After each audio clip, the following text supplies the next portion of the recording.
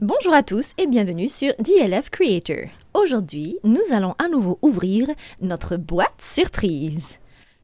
Et bam! Vous l'aurez compris, il s'agit bel et bien de la 4x4 de Barbie. Alors, ce véhicule magnifique sur Amazon coûte 108 €. Mais ce n'est pas sur Amazon que je l'ai eu. Vous l'avez deviné, c'est une 4x4 d'occasion, mais encore en très bon état.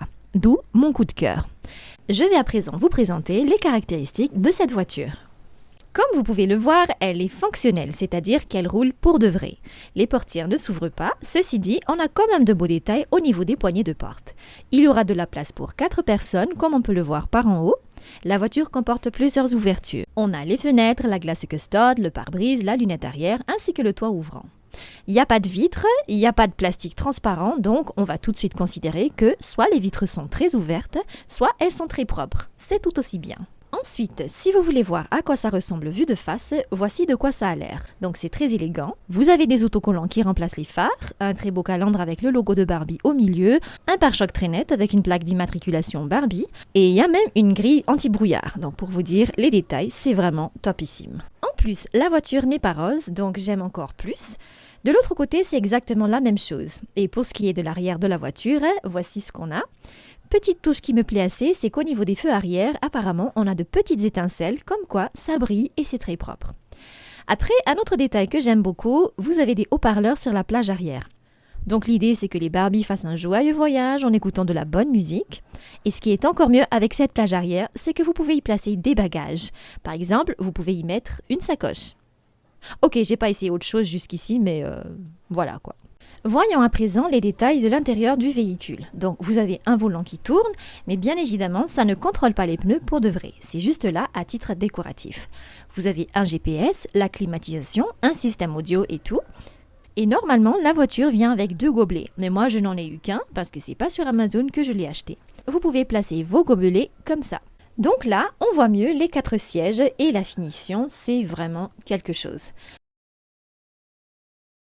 Ce qui est bien avec les véhicules de Barbie, c'est qu'il y a toujours une ceinture de sécurité. Et je trouve que c'est un détail important parce que ça nous rappelle qu'il faut toujours être prudent.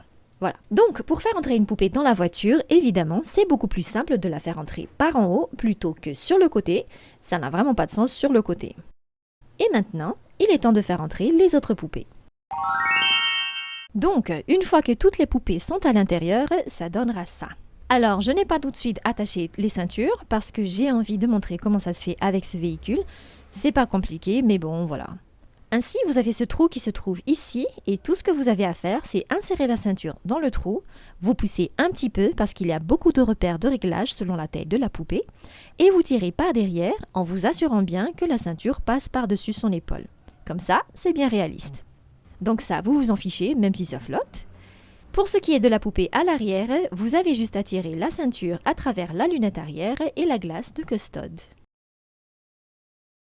Donc voilà pour ce qui est de la 4x4 de Barbie. En général, c'est très joli, c'est magnifique. Par contre, petit bémol, mais vraiment tout petit bémol. Donc là, à l'arrière, la poupée, elle est bien placée. On la voit bien dans le cadre de la fenêtre.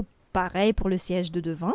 Par contre, quand vous placerez un Ken dans la voiture, vu que Ken est plus grand que Barbie, en fait, sa tête va légèrement dépasser, comme c'est le cas ici.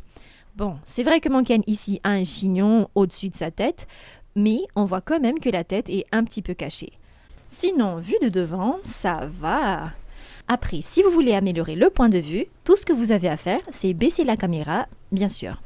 Voilà, vous pouvez faire votre shooting.